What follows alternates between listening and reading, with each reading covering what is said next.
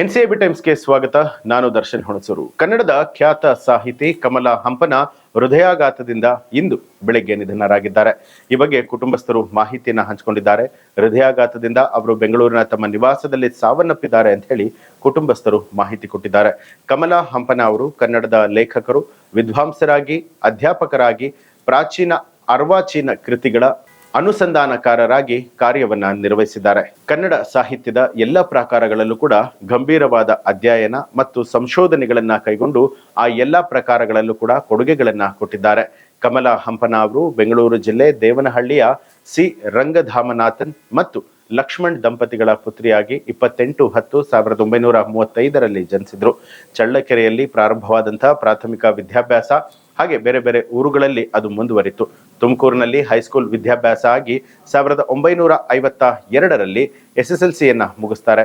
College ವಿದ್ಯಾಭ್ಯಾಸ ಮೈಸೂರಿನಲ್ಲಿ ಮುಂದುವರೆದು 1955 BA ಆನರ್ಸ್ ಅನ್ನ ಮಾಡ್ತಾರೆ. 1959 ಕನ್ನಡ ಅಧ್ಯಾಪಕಿಯಾಗಿ ಶಿಕ್ಷಣ ವೃತ್ತಿಗೆ ಪ್ರವೇಶಿಸಿ ಬೆಂಗಳೂರು ಮತ್ತು ಮೈಸೂರು ಮಹಾರಾಣಿ ಕಾಲೇಜಿನಲ್ಲಿ ಪ್ರಾಧ್ಯಾಪಕರಾಗಿ, ಬೆಂಗಳೂರು ವಿಜಯನಗರ ಸರ್ಕಾರಿ ಪ್ರಥಮ ದರ್ಜೆ ಕಾಲೇಜಿನಲ್ಲಿ ಪ್ರಾಂಶುಪಾಲೆಯಾಗಿಯೂ ಕೂಡ ಕಾರ್ಯವನ್ನ ನಿರ್ವಹಿಸಿದ್ರು.